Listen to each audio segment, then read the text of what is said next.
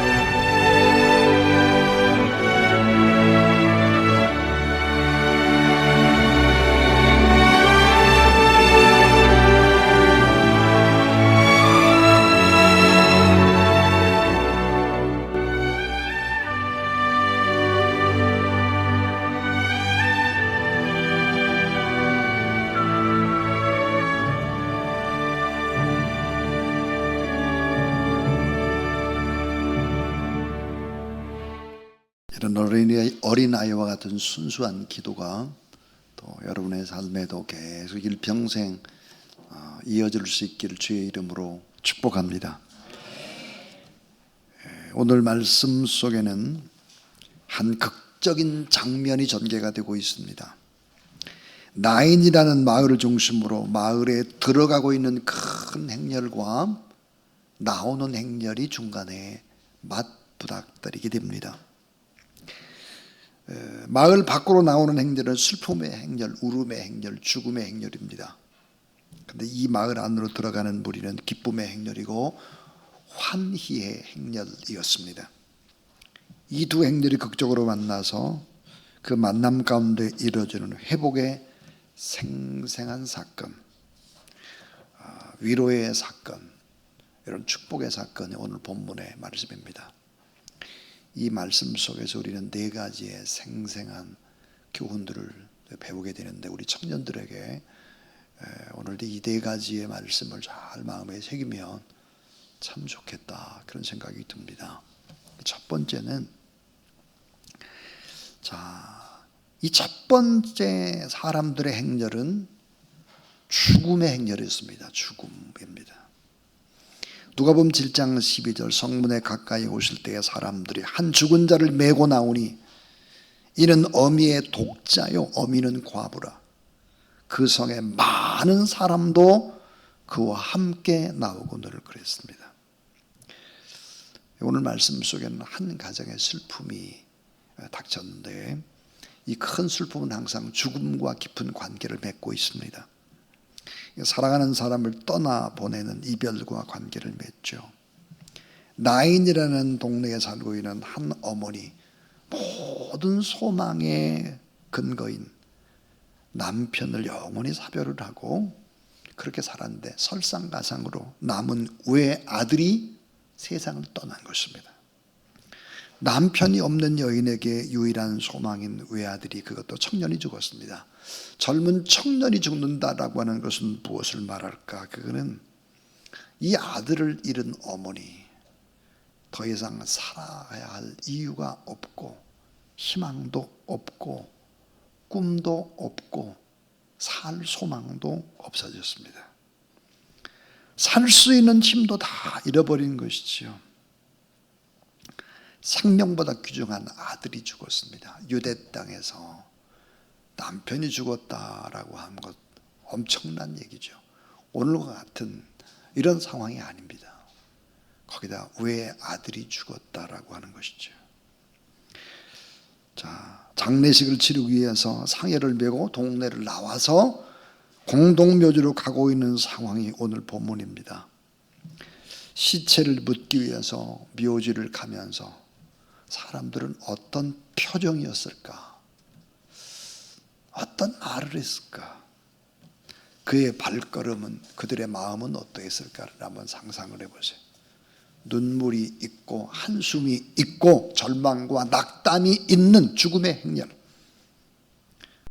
여러분, 대한민국에 지금은 아니지만 옛날에 행렬을 보게 되면 이 상여는 나름대로 아주 화려하게 꾸며놓았습니다. 할 수 있는 최대한의 원색을 썼죠. 빨간색, 파란색, 노란색.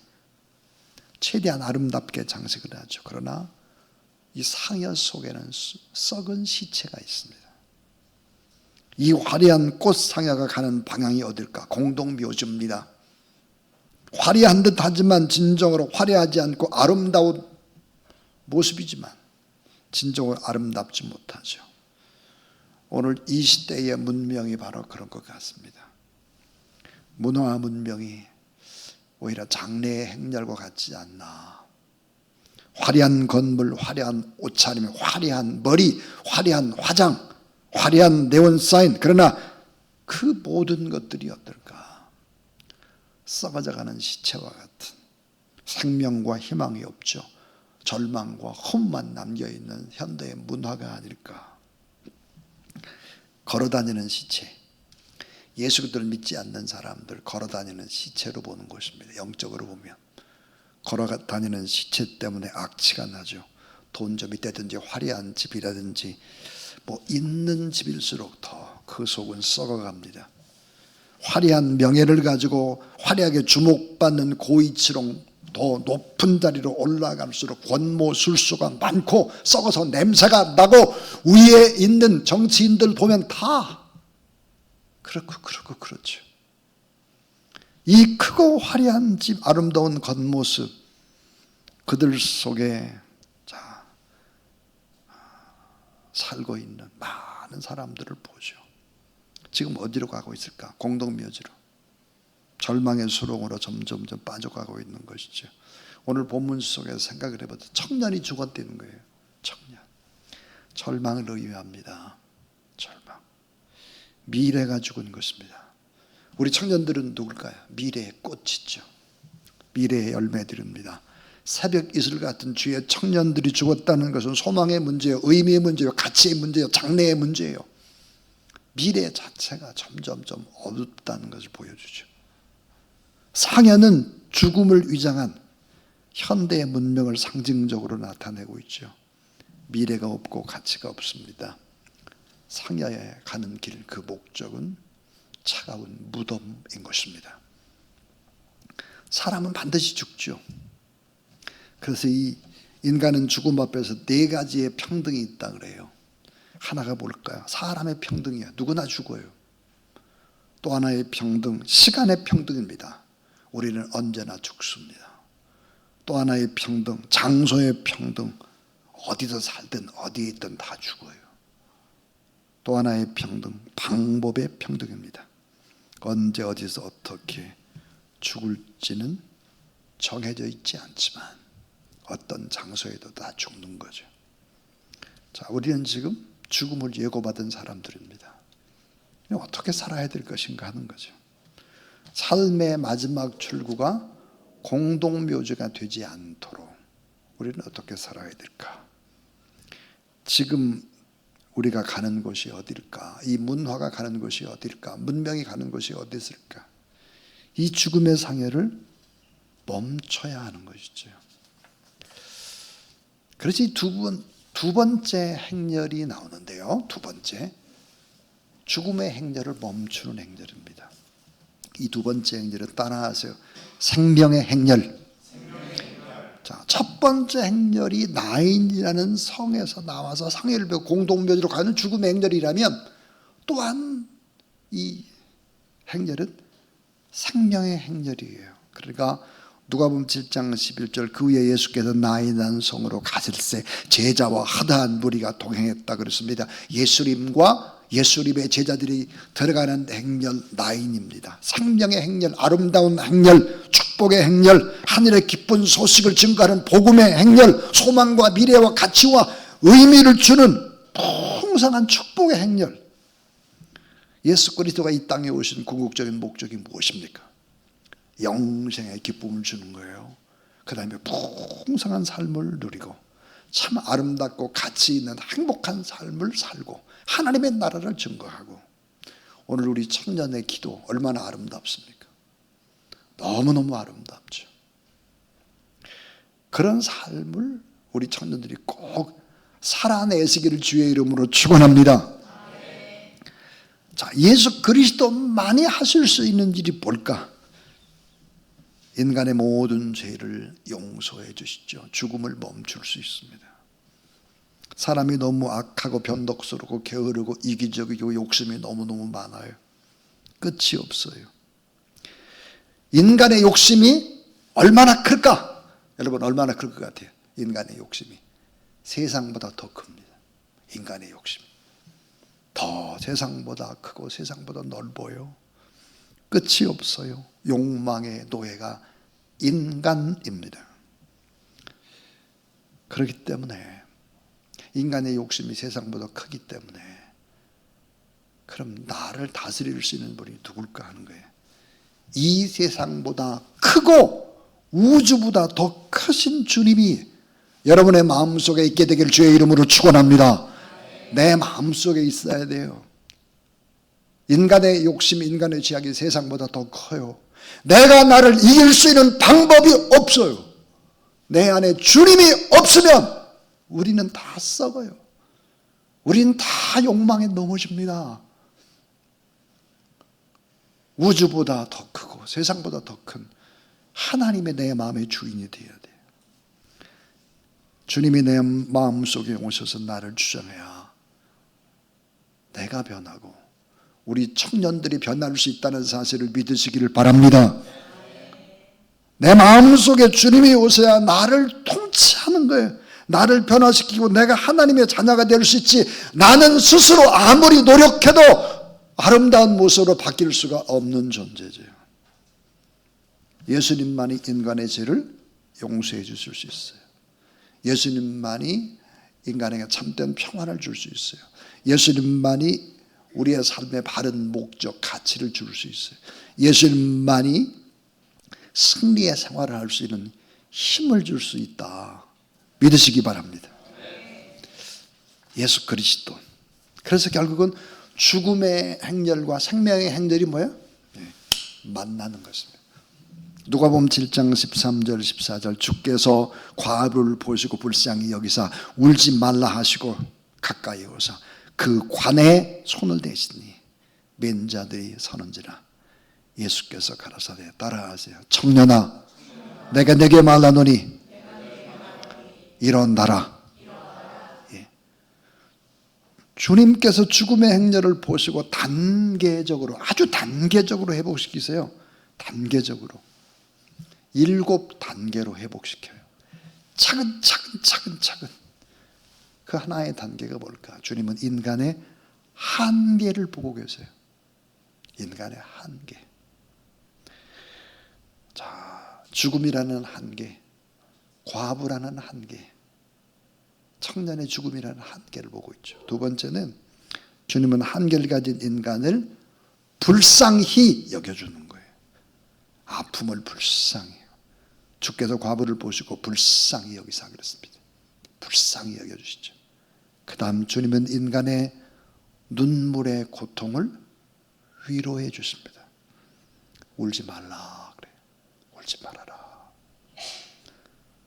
그 다음에 주는 인간의 고통, 본질적인 문제를 가까이 해주시는 거예요. 가까이 오사 그랬어요. 가까이 오사. 주님은 또 죽음을 멈추십니다. 자, 관에 손을 댔다 그랬어요. 그리고 주님은 말씀으로 죽은 생명을 회복하는 거예요. 어떻게 했을까? 예수께서 가라사대 청년아 내가 내게 말하는 일어나라 그러죠. 말씀으로 죽은 생명을 살아내는 것입니다. 여러분 세상의 진리가 무엇입니까? 여러분 많은 책을 읽고 뭐 잡다한 많은 기술들을 익히고 그게 여러분 사람을 살려내는 것이 아니에요.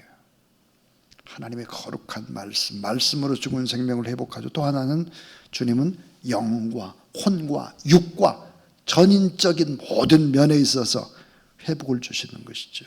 그래서 하나님의 말씀으로 결국은 죽었던 심령이 다시 살아나고 잃었던 기쁨이 회복되고 고통과 불행의 가정을 회복하는 아름다운 기적들이 일어날 뿐만 아니라 나인이라는 성 전체가 다 슬픔이었는데 나인이라는 성 자체가 다 생명과 축복으로 바꿔지게 되는 것이죠.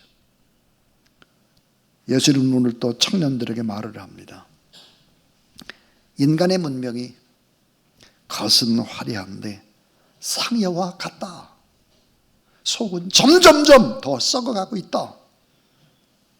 걸어다니는 시체, 죽음을 향해서 질주하는 인생들에게 이렇게 말씀하죠. 따라하세요. 울지 말라. 청년아, 일어나라. 예. 주의 말씀에는 능력이 있고 생명을 살리는 기적이 있는 거죠. 그래서 시편 107편 19절부터 21절 이에 저희가 그 근심 중에 여호와께 부르짖음에 그 고통에서 구원하시되 저가 말씀을 보내요. 저희를 고치사 위경에서 죽음에서 건지시는도다. 여호와의 인자하심과 인생에 행하신 기이한 일을 인하여 그를 찬송할지로다. 죽음의 행렬과 생명의 행렬이 만났어요. 예수님과 예수님의 제자들 이 행렬이 만나게 될 때 어떤 기적이 일어났을까?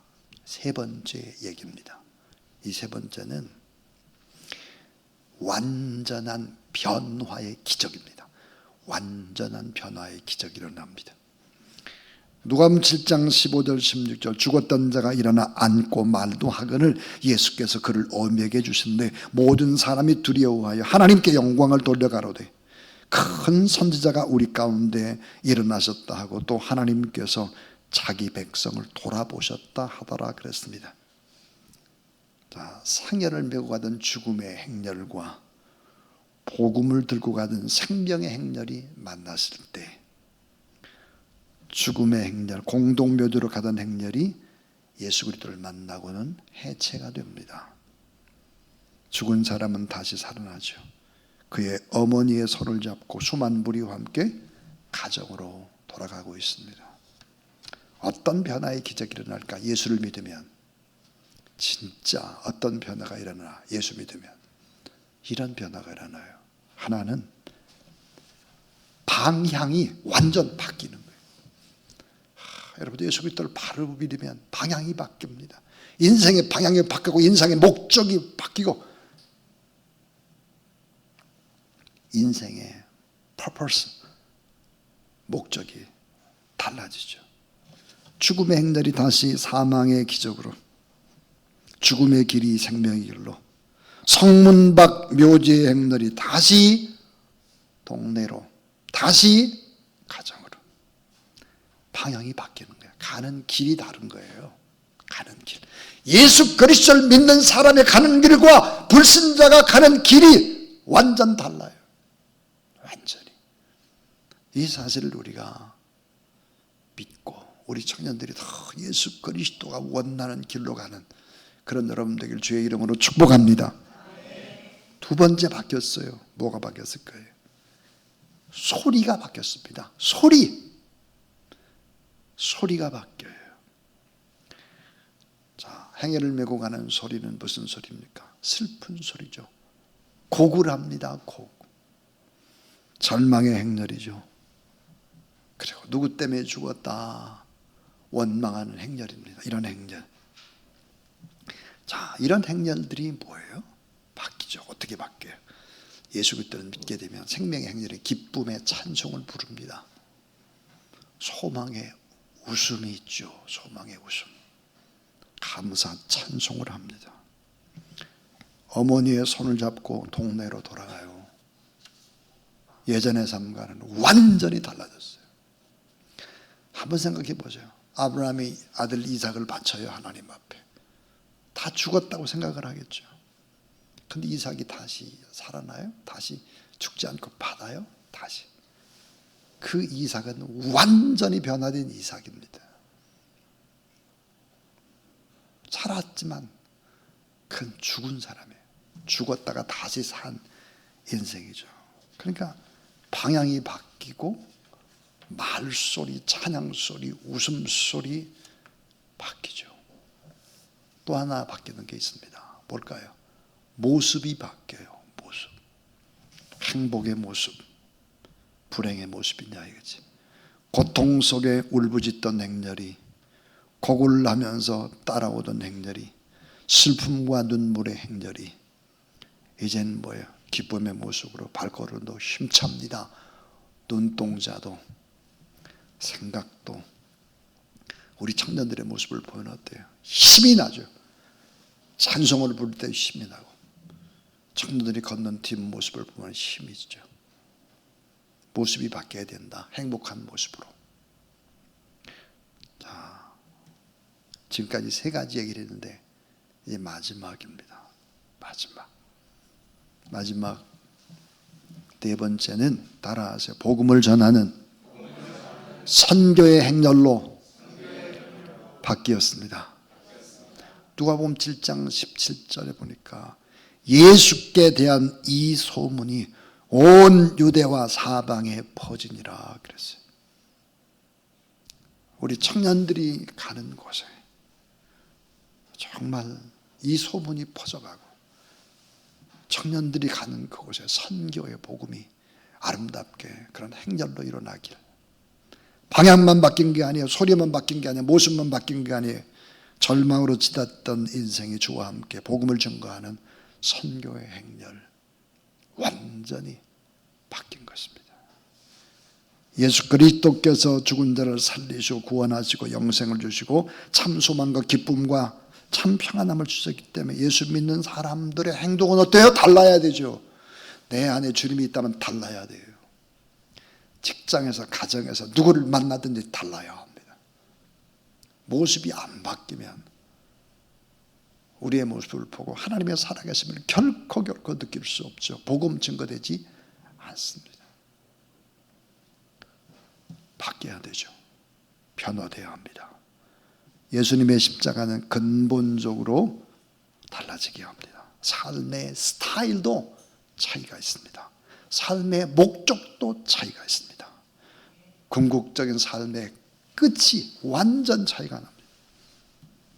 그래서 여러분, 늘 언제나 이런 참된 위로자 되신 예수 그리스도를 만나서 이 세상을 이기고 이 세상에 복음을 전거하는 귀한 우리 청년들 다 될 수 있기를, 오늘 예배에 참여한 귀한 우리 어르신들 다 되기를 주의 이름으로 축원합니다.